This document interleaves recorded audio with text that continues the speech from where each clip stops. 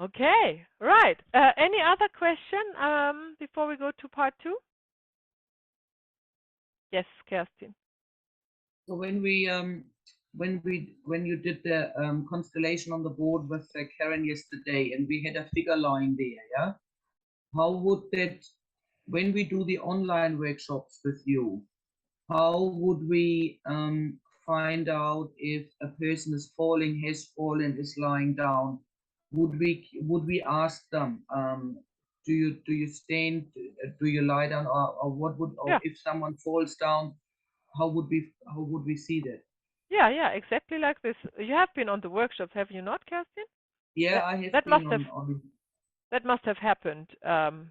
Certainly on the No, I workshop. can't. I can't recall that anyone has fallen. The only thing that I remember is that I've been sort of sliding out of the. Yeah, yeah. We did That's the one with the rosemary, for example. mhm.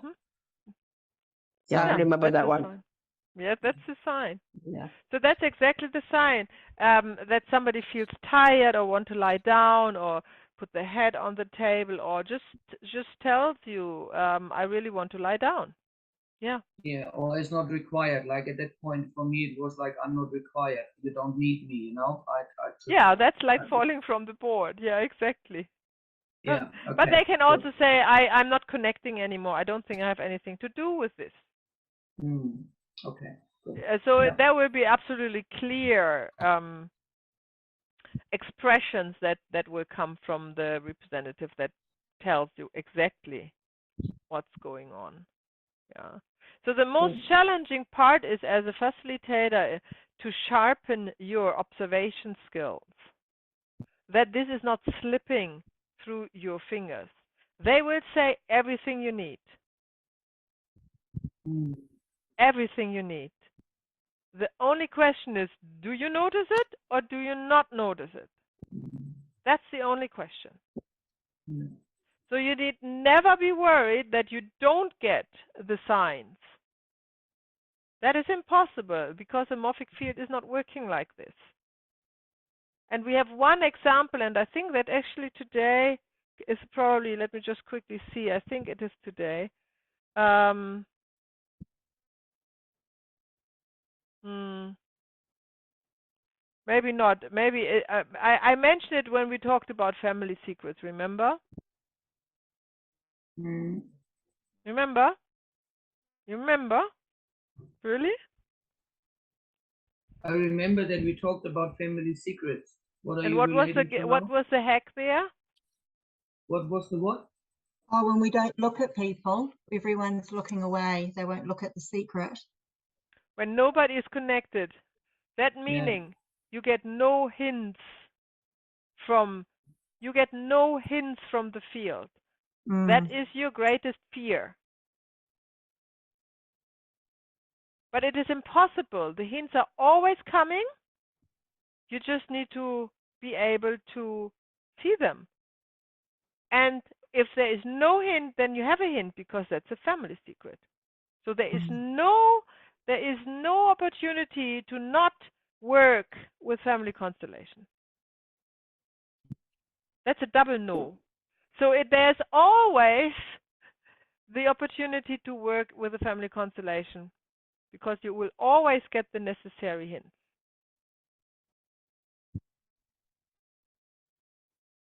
And this is why it is absolutely paramount to go to as many family constellation workshops you can get your hands on, because only that is sharpen your senses.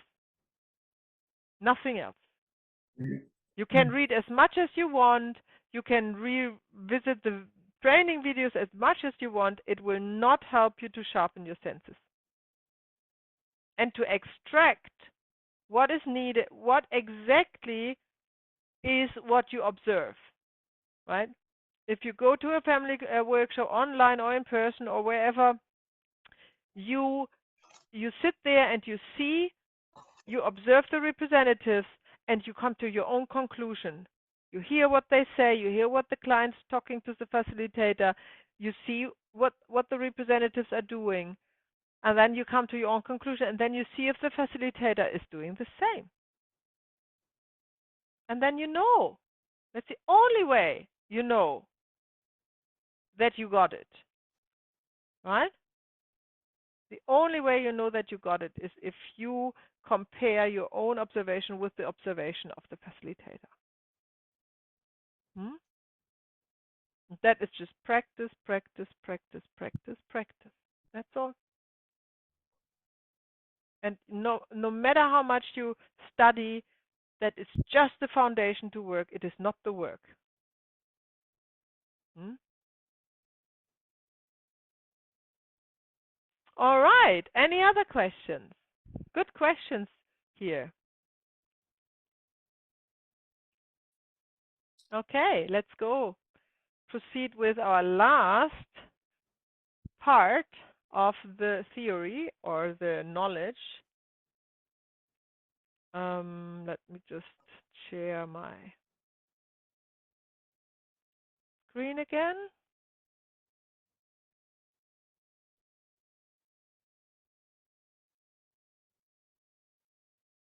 Okay.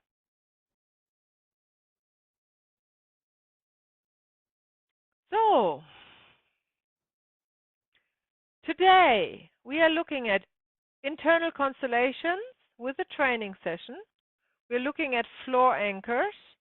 We're looking at the work with essential oils, with breathing exercises, with guided meditation.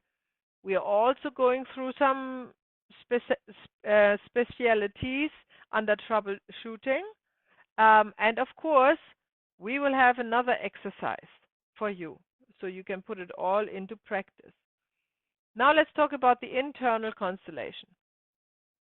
You can use everything you've learned and experienced about and in family constellations to perform an internal constellation in a one-on-one session. You just think that it's a workshop setting. You just think of a workshop setting. Just instead of that, the representatives are other participants of the workshop. Your client is representing each of them in an internal constellation. So the client sees in front of his inner eyes these persons and is able, through connecting with the morphogenetic field, to step into their shoes like you would do in a workshop and extract the information that is needed for the constellation.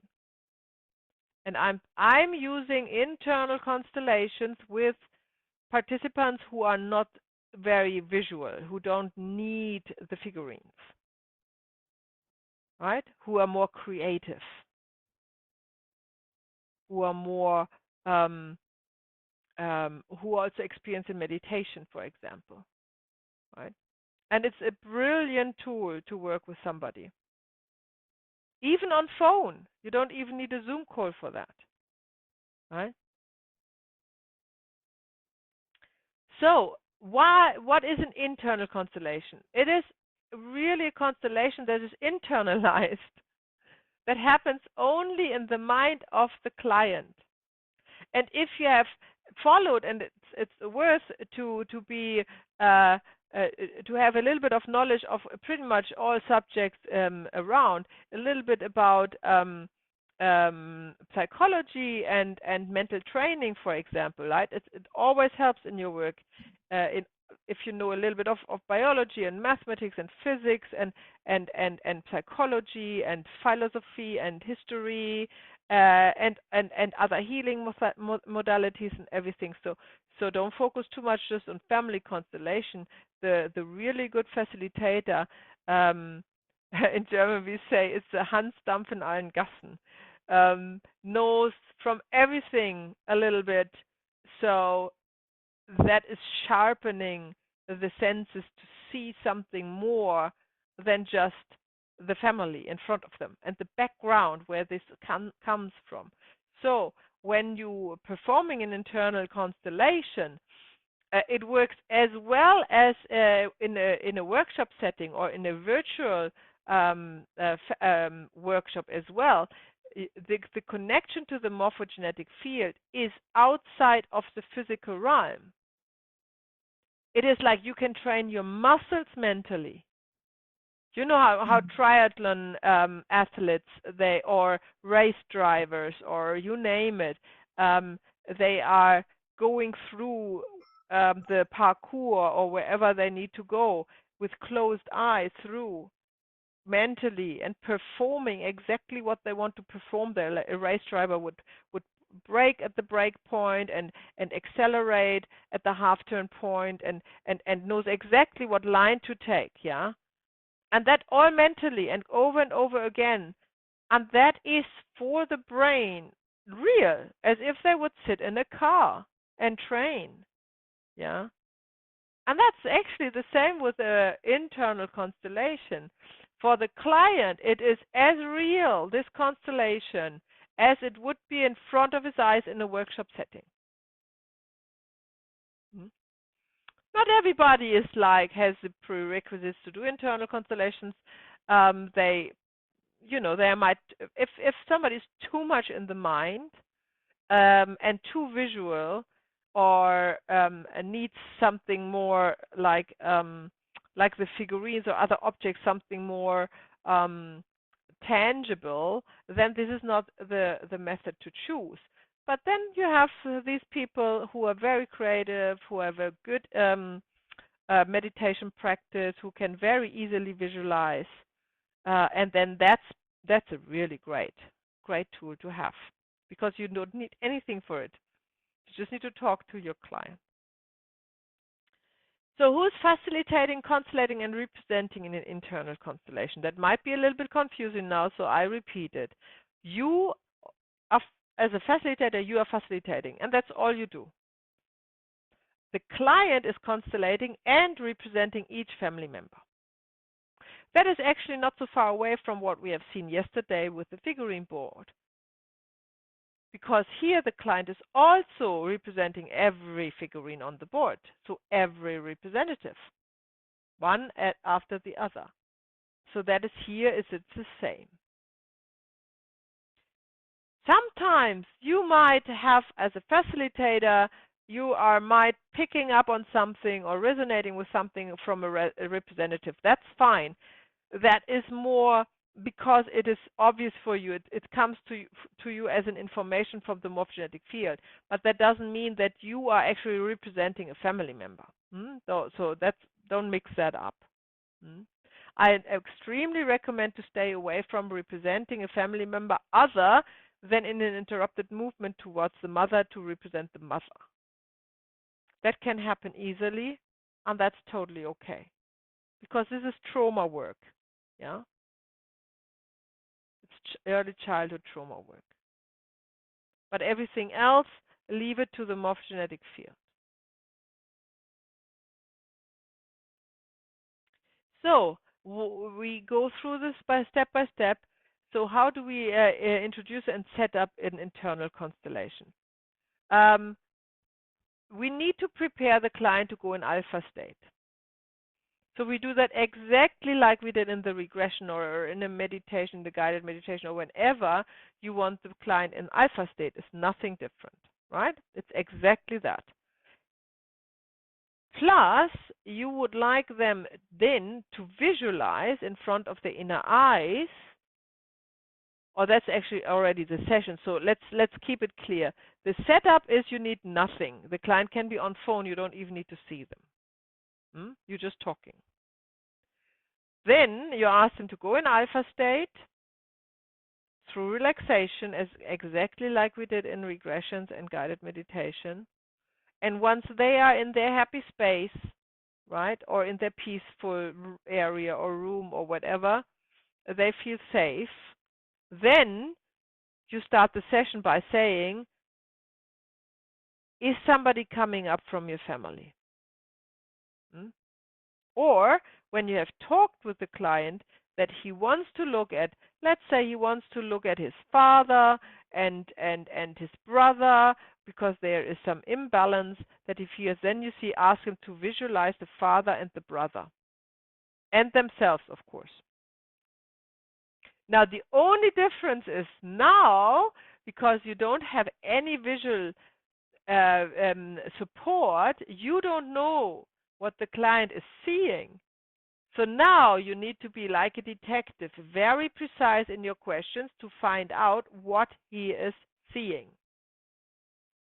So he would say, for example, yes, I can see my father, I can see my brother, and I can see myself. Now you have to ask, where do you stand in relationship to your father? And then he will say, I'm standing about 5 meters away. Then you have to ask, are you looking at your father or somewhere else? Let's assume they say, I'm looking at my father. Then you have to ask, you always have to think about, what do I need for information if I'm with the figurines, for example. Then you have to ask, are you tall or are you small? Right? You have to ask that because you don't know what he's seeing. And he will tell you, I am, let's say, tall. I'm tall. Then you would ask, aha, are you taller than your father? Right? You know where this is leading, right? So then he would ask, about the same size. And then you ask about the father. Where's the father looking? Is he looking at you? Then you would say, no, he's looking at my brother. Right? Then you would probably ask, can you pick up an emotion from your father? And then he would probably say, I think that he is confused. And then you would ask, what emotion, what makes it do with you? How do you feel about that? And then you say, insecure. Something like that. You never know. Yeah. And then you would ask, so your brother, where's your brother looking? Is your brother taller, smaller? You get the picture. So you have to ask absolutely everything. And now your skill is to put that all into a picture in your own mind. Of course, if this is a daunting task for you, you can use your figurine board and place the figurines in front of you, exactly how the client describes the scene. Yeah, so you don't need to memorize it. And then you go through step by step. It is no different from any other family constellation.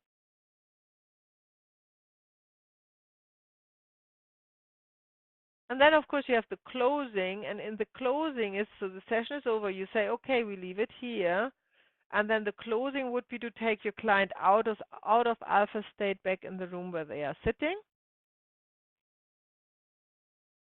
Then a few words. And then the consultation is over. Okay. Questions to this before we move on to floor anchors? Yeah. How do you?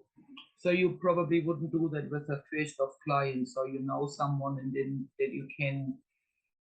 that you've got a feeling that this could be done with this client, or do you have any pointers or indicators where you could say, well, fixed pointers where you could say that could work with these sorts of people? Or So it does happen with first clients as well. How this works is that, especially with first clients, I always go in a guided meditation.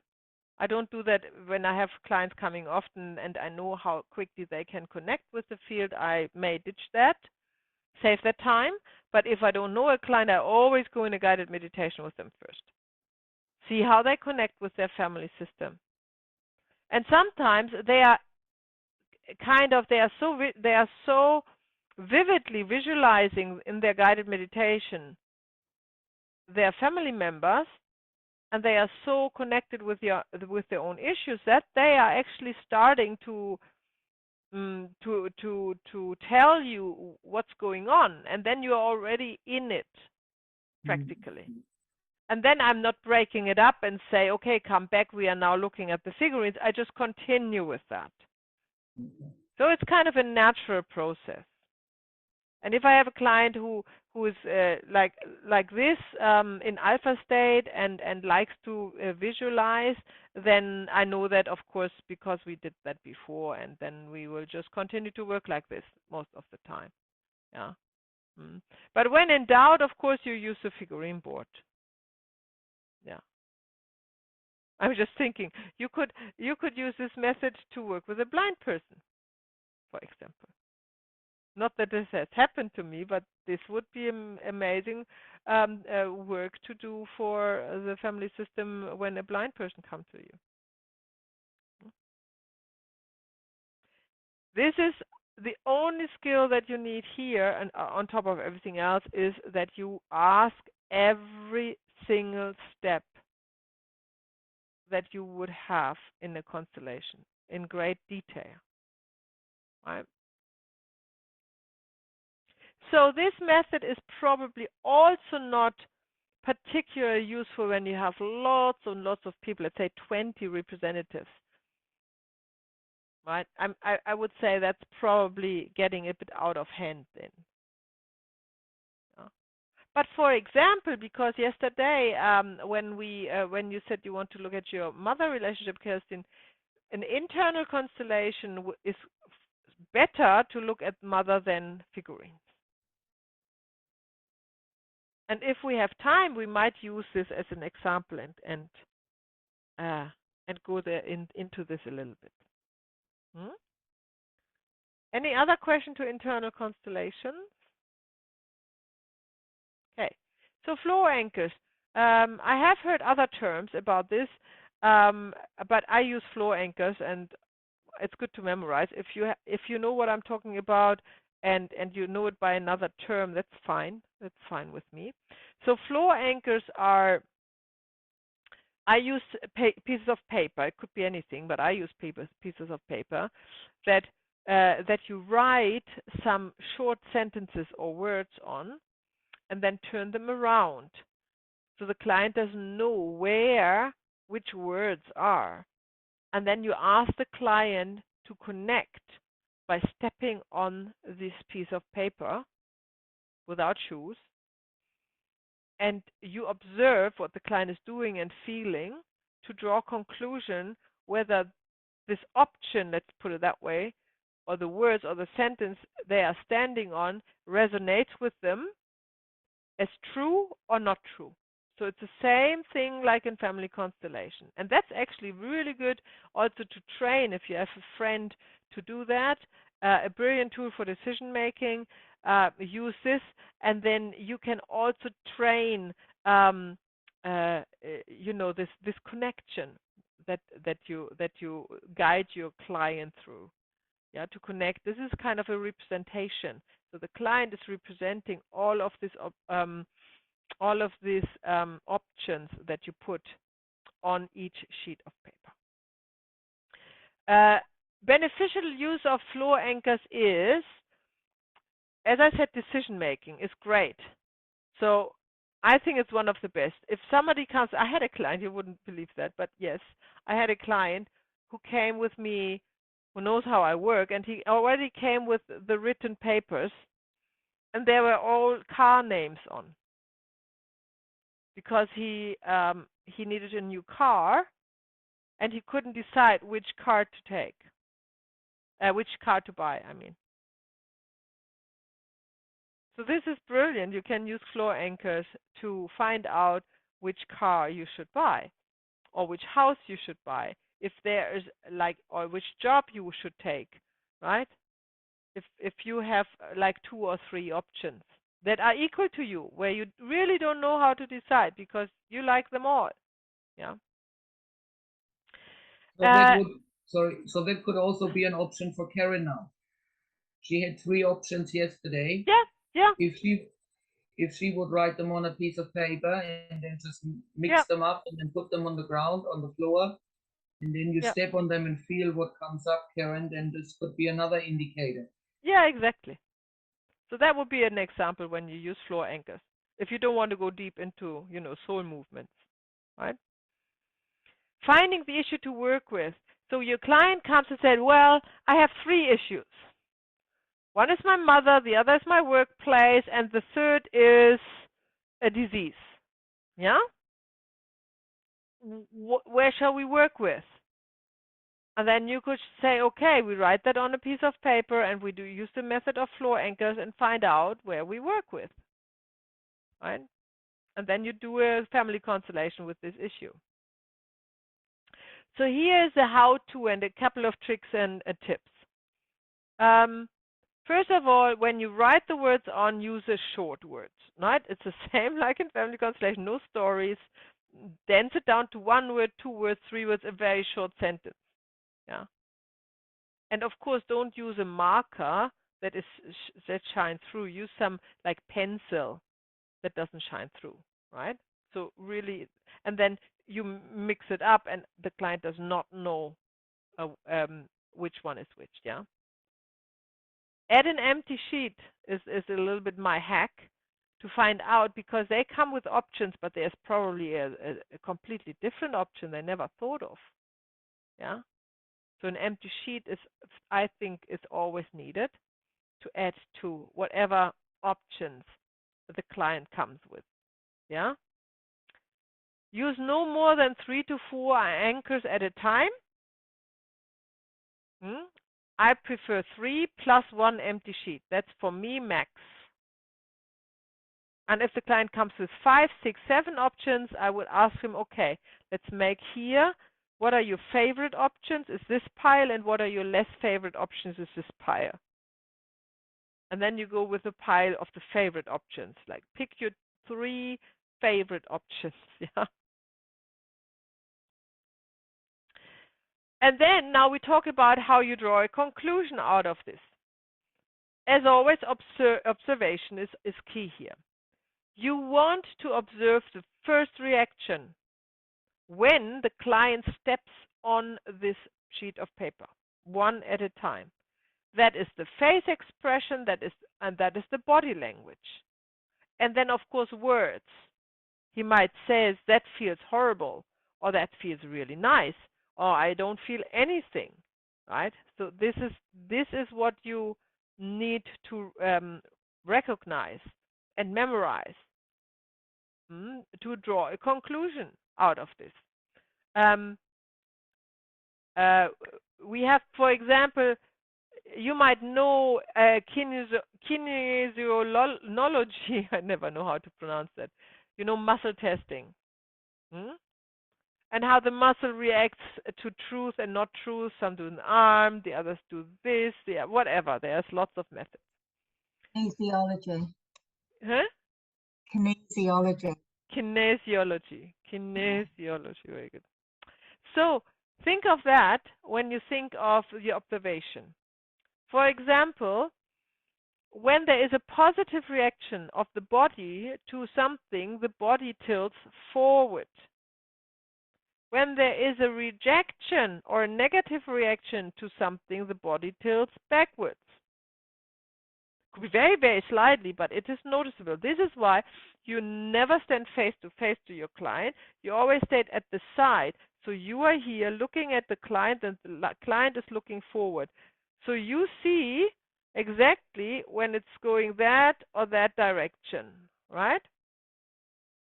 This is the first thing. Observe in the body language in which direction it goes.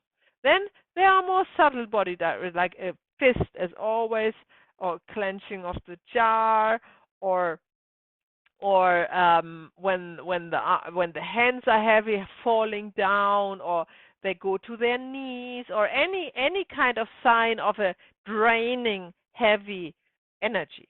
No, that's of course interpreted as negative, as a no, if you will.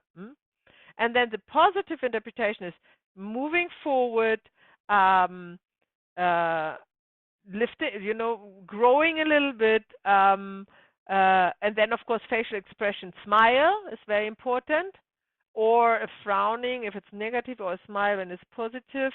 And the client has the eyes doesn't need to be closed, but when the eyes are open, they need to look at something in eye height that is blank, like a white wall or white door, right? Not outside of a window, not to a picture or anything, so they are not distracted. Yeah. So either close eyes. Some are uncomfortable to close eyes because they need to move, they need to step, they might feel they are unbalanced when they close eyes. So yes, they can have the eyes open, but they shouldn't look at anything that has any kind of information in it. So something completely blank. So positive is moving forwards towards it, smiling, feeling uplifted, feeling, and they would always say the negative ones are often not very precisely described, but the positive are like, that feels really good. Yeah, that's what you hear the most.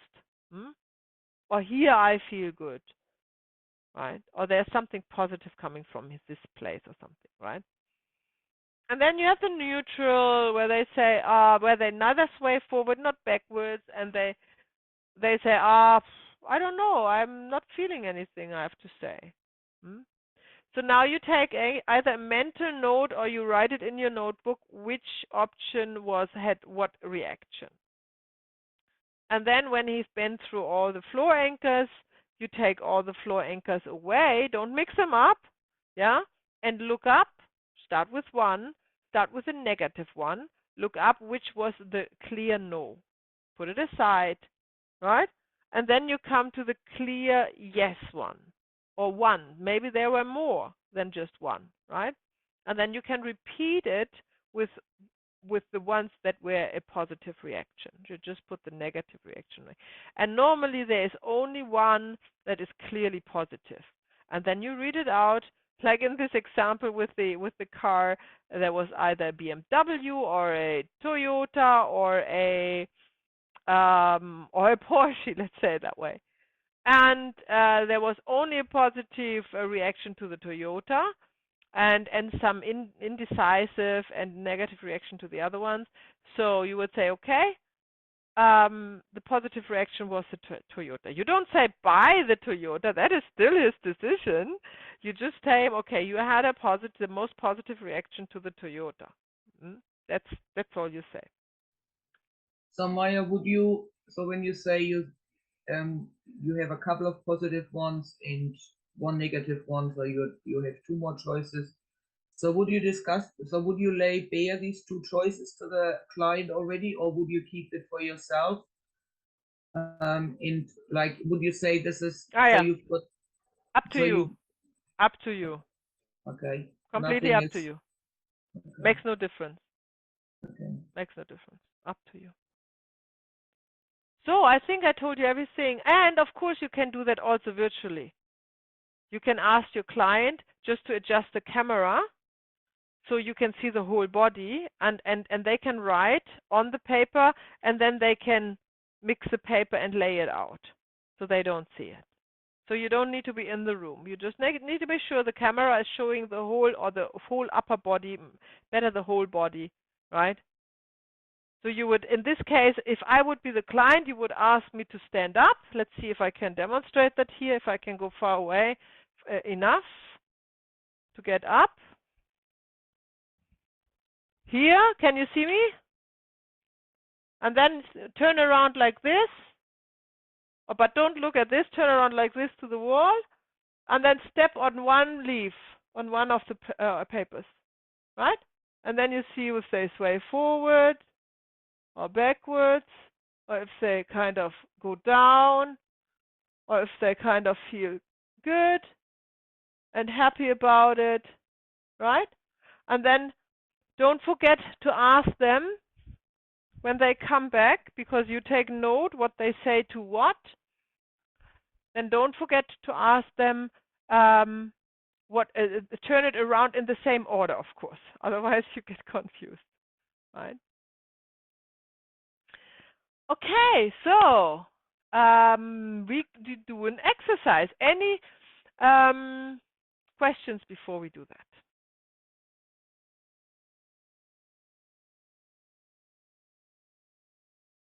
Good. Okay, so here comes our exercise. You're working in groups of two, so I'm with one of you. You're working in groups of two, and you decide. You have a quick chat with the client, and then you decide about a decision, yeah. And then you decide, or something simple, like not a really difficult topic, and then you decide if you want to do an internal constellation or a floor anchor, yeah. And then you follow through. You do it. Just, as much as you can remember from what I just told you. Nothing big. We don't have that much time anyhow. It's just an exercise, just to get you started. Yeah, to do that. Okay? Okay. So I demonstrated you already. We work in groups of 2. And that's exactly what I said. And let's say we have 15 minutes each, right? Take your time because you want to do actually then the decision making with them. And if you do a floor anchor, then your partner has to grab a sheet of some papers, so that needs time, and some pencil, and do that thoroughly. Okay? Right?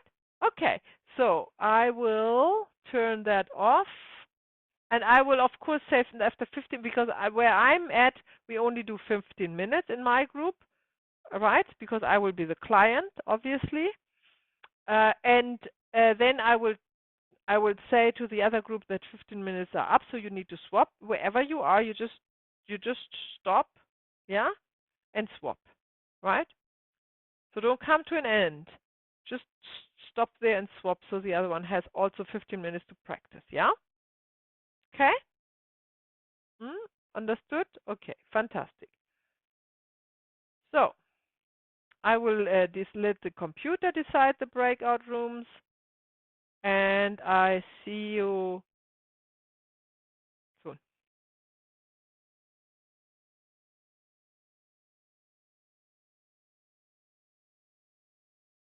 And let's talk about the exercise. First of all, hands up, who has asked the client what they want to do, a floor anchor or a constellation, internal constellation? You asked me as well if I want which one I wanted to do. No, I just want to know, in your role as a facilitator, who has asked the client? You did. Yeah, I did Connie, ask, because and I heard it. then, and then So we hands said, up again. Who has Okay. asked first thing what we want to do? All right, very good. So now you know already the answer, right? The client doesn't come to you because they know what they want to do. You are the one who decides what they need and how you can work best with them. Yeah? So don't forget that. Yeah? Okay. So, secondly, how was your experience, both as a client and as a facilitator? Let's share that. And what was your decision as a facilitator, where to go with, and why? I want to know why you decided that. So, Connie, do you want to start? Sure. Mm-hmm. You mean, why do I go with internal? We did internal constellation. Yeah. So you want to know why you I chose that? do? Yeah. Because it's easier to practice floor angle on my own.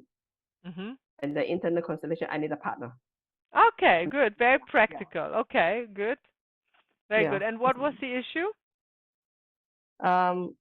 For Karen, when she entered when she was in the alpha state, she saw her husband. Mm-hmm. And the husband is developing a relationship with.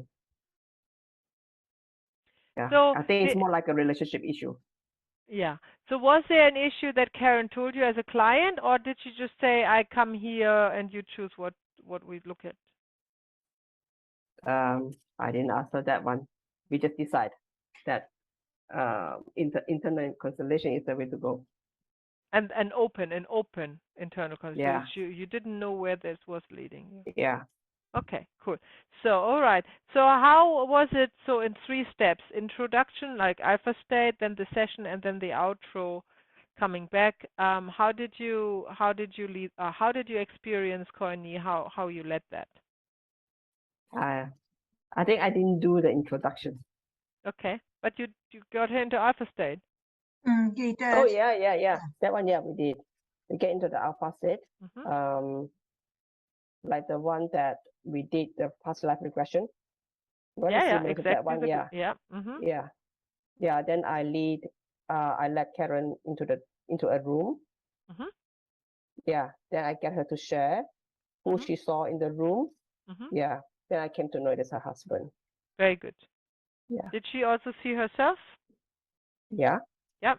Anybody else?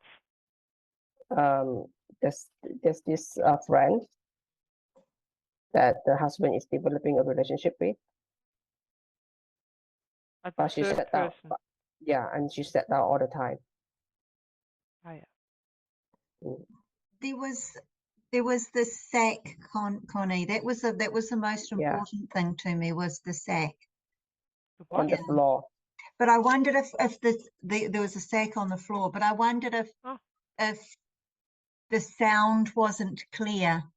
I don't know whether you had the sound, because I kept saying that I was interested in the sack and I wanted to look at the sack, but I felt like we were getting led back to the relationship and to the other woman, and that wasn't my primary, but we did get there where we moved me over to the sack. What was in there? Now Yeah. I'm curious. I think that was our assets that I'm trying to split, but I couldn't see what was in it because I couldn't even, they were all covered up in a sack and I couldn't see, and I wanted to look in and I couldn't see You inside. couldn't see it.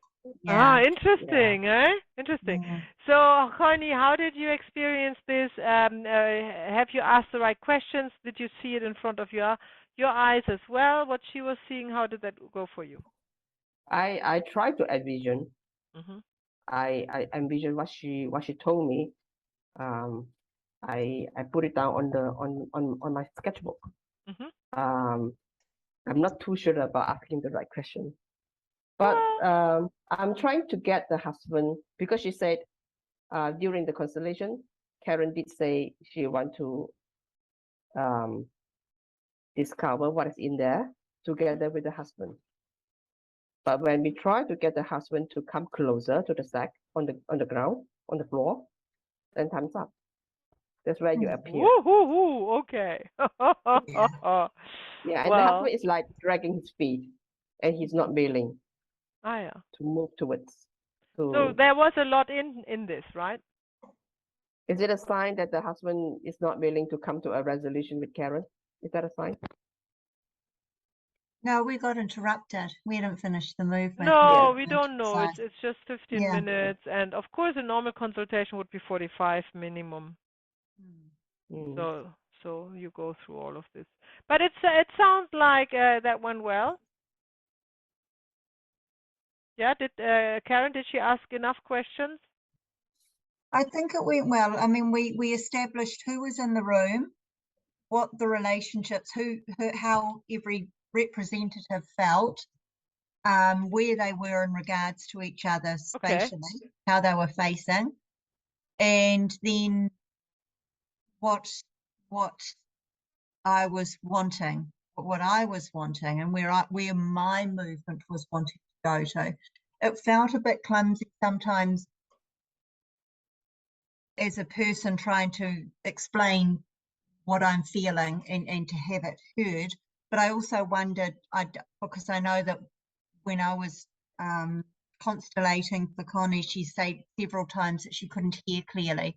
So I'm wondering if also when I was the client that she didn't have very good sound from it's raining outside, and whether or not my computer wasn't close enough to me as well.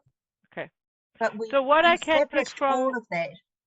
Yeah, what I can pick from what you said is that I can tell that it was a real constellation. So well done, Connie. Because how do I know that? Because first order of love, the future, whatever, partner, girlfriend, or whatever of the husband, remember, is not part of the family system.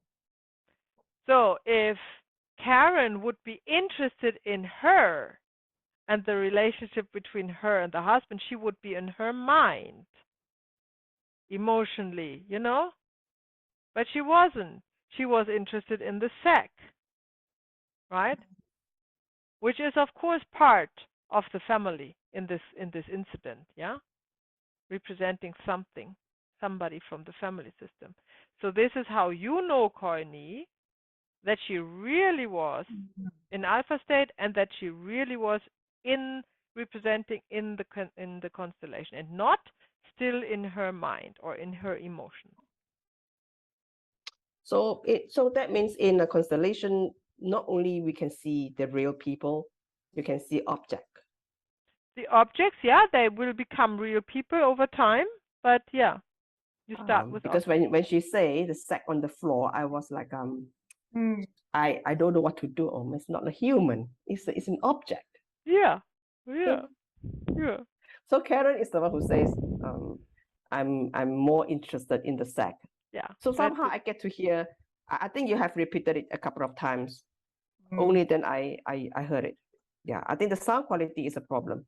Okay, Yeah, good. today. Maybe she was leaning back, and then if you don't wear a headset, that makes it really difficult to work. So so of course for you working with clients, this is an absolute must. I mean, you can't work without. If you are consulting if you are in the seat of a client, it's still, better for the money and time you spend on it to make sure that you are clearly heard and seen. Yeah. Okay, so that sounds really good. Now swap, Karen, when you were facilitating. Well done, Courtney.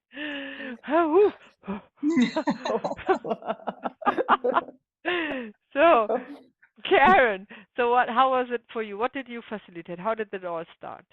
We did the internal facilitation, and so we started with breath work, and from breath work we just went down some steps, going deeper and deeper, and then we went to the room. And then when we came out, we did a similar thing where we became aware of breath in the room, which was cut a bit short. Bonnie was left there as she came through to us in this space. And then the session itself was just Connie and her mum. And I ended up, they couldn't quite get close to each other. They were facing each other, couldn't get close to each other, and Connie felt like there was a space between them. And what unfolded when she represented for her mum was her mum's feeling of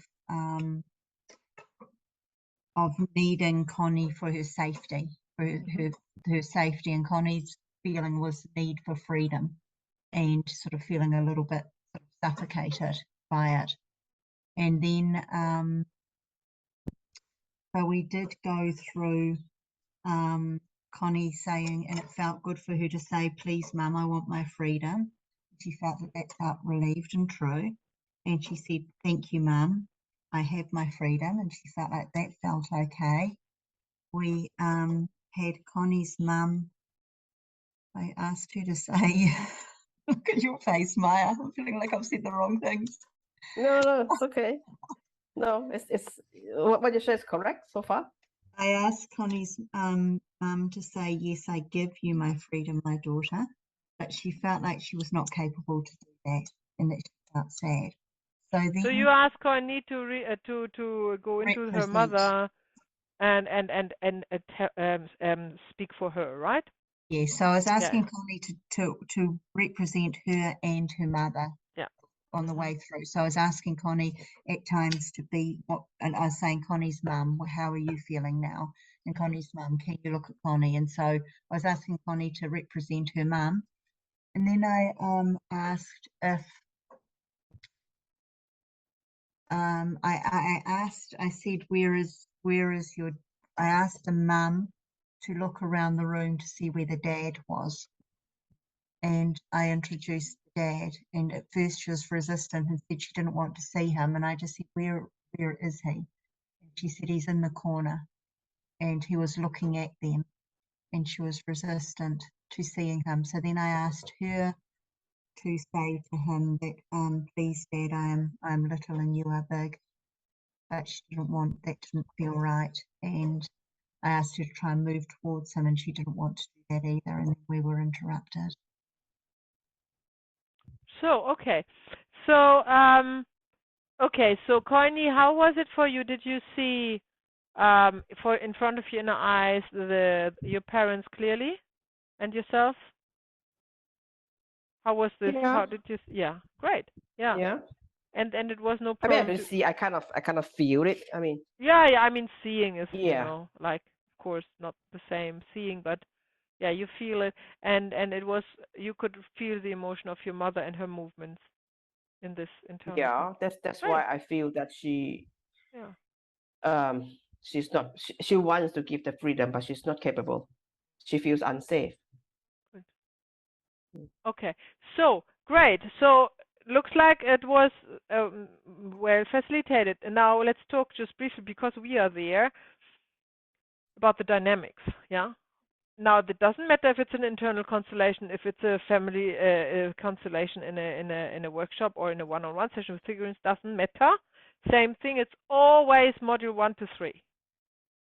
We're only working with module 1 to 3, and I really urge you to go with what you have learned when you practice, and don't make things up. Have you ever heard me saying, "Please give me my freedom"? No. Why would you then use these terms? Yeah?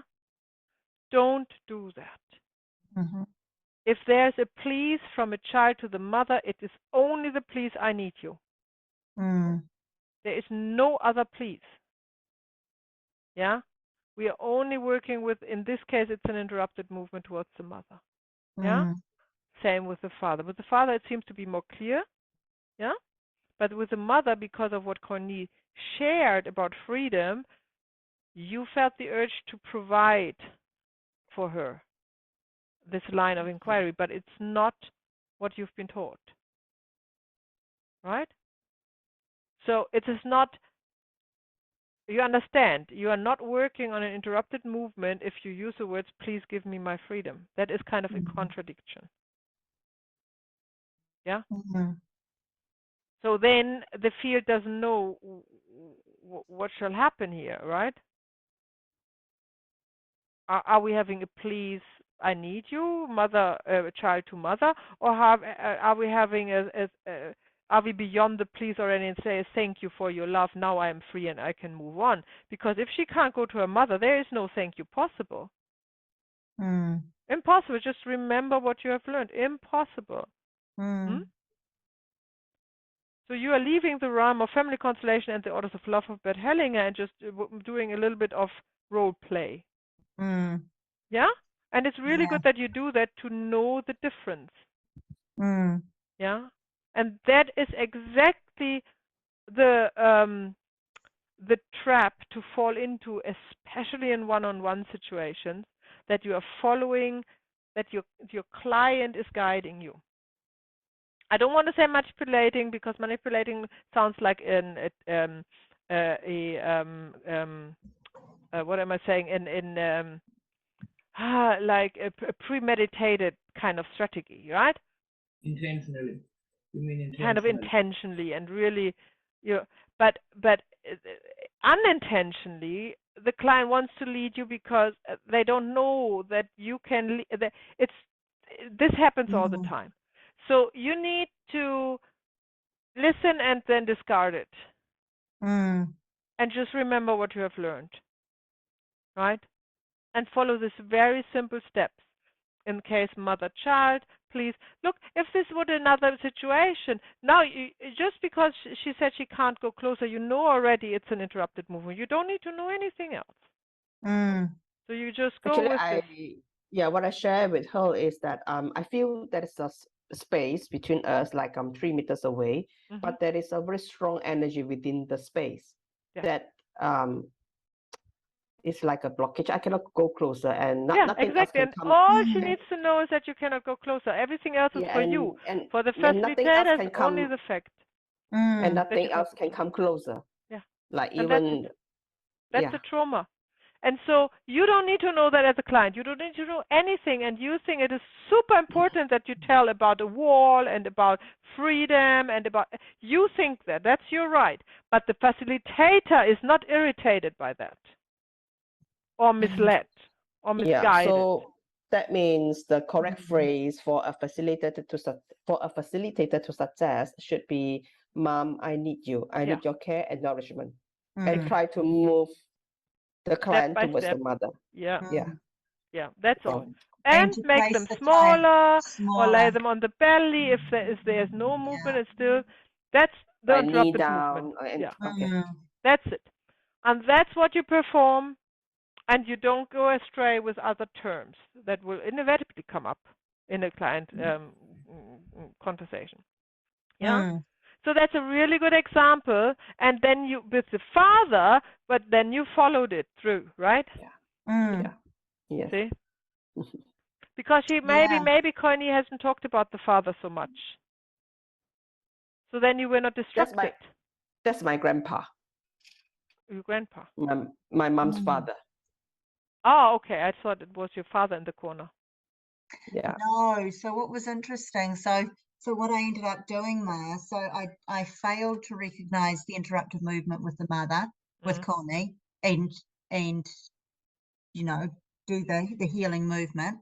And then what I did was I flipped onto the mother's father and started an interrupted move, recognize the interrupted movement there, and I see. started So to the do the healing mother's movement. father. Now I got you. Yes. So Yeah, I Connie think was representing her mother and her Well, that's mother's okay. father. You can do that.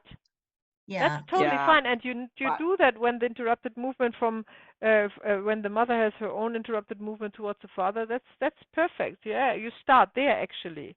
You start, but then the next step would have been to check in whether the mother was now more open to Courtney, and Courtney was able to go closer. That would be Yes. then the next yeah, step. Yeah, Right? that was where I was leading. That was where I went. That was sort of where I thought we were heading Yeah. after the Okay. So don't mix strange up. start. Don't mix all this up. Yeah. Remember, there's no thank you towards the mother until the interrupted movement has not been completely solved. Mm. And they can connect and they can Yes. hug and everything else. If this happens, yes, thank you. Not before. No? Mm. Mm-hmm. Okay, well, that sounds like a great learning experience, what you two had. yeah, Right? Mm. Very yeah. good. Very good. Well Thanks, done, Connie. Karen. Well done. Thanks, Thank you, Karen.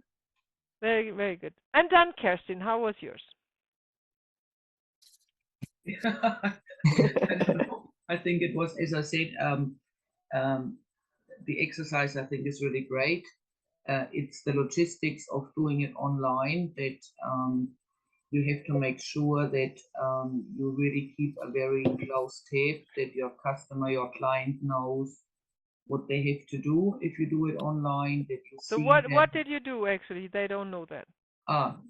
Yes, Maya had, she has a 5 weeks break, and she was pondering the idea of going on a holiday back to Switzerland, or if she should spend it on a yoga retreat, or if she should use, or if she wants to learn something new. So there were 3 options, and it was clear for me that it is a floor anchor exercise. Putting it on paper. So I asked Maya to write it down. I kept it short, like root was number 1, yoga or retreat was number 2, and number 3 was new. Which was a And then, great idea, because I didn't have to write down the words. I just wrote on my paper 1, 2, and 3. And then Kerstin took track on her notepad what was 1, 2, and 3, which so was I, great, because I actually couldn't remember. So even if I would have seen the figure, I wouldn't have memorized which option that was. So that was actually good. I probably never even needed to turn it around in this way, you know? So, yeah. And then we had a 4th paper. I got Maya to have a 4th empty one. And so I asked her to put it on the ground. And then she, I got her a bit of a breathing exercise, or just to focus on what we want to achieve. And then, yeah, we went through the exercise. And it's, as I said, I couldn't see the paper, so that is was quite a challenge, but we worked that one out. And then I just asked on every piece of paper how Maya felt, and you could actually really see it, if she was swaying forward or backward, if she felt uncomfortable, or if it was sort of neutral, what the body sensation were, tingling in the hands, on the forehead. Then what else did we have? Then she leaned backwards, knees were hurting, and we had a deeper breath and a swaying, and we had backwards again, indefinite no. So she said all that in red. So I just jotted it down to each piece of paper she was standing on. And then we worked our way back up again from the worst to the less to the better one to the best. Yeah. And so we figured out that she needs to learn something new. Again. Maybe in Switzerland. But I'm very interested to see how does Maya respond when she's on the paper that says that's empty. There's one option that says nothing, right? Yeah. Yeah. So is that neutral or does she feel anything? No, it was actually it was backwards in the definite no. She quickly stepped on. She said, "Oh, you could see she was going backwards," and she said, "No, definite no," and she was off again. So okay, it's very obvious. It really is, and the most important, because I've done this exercise before, is you already need to focus. You need to watch your client when he steps on, because even by the way they step on this piece of paper, you can see either hesitancy, determination, looking forward, being really keen, or not wanting to go. Like I did this exercise once, and there was one piece of paper, and I circumvented it all the time, and then I finally had to get on it, and I tapped it first with my toe only to see if it bites me. Then I went back again, and then I stepped on, and I was 5 seconds, and I can't stand here, and I walked back. So even just the hesitancy, you can see all of that. So you need to be really focused and observant. Yeah. Yeah, like and that's what I mean. Observant, really very quick and very observant. Very good. Very good. So, Kirsten, for you, that was kind of easy to do, and you did all the steps.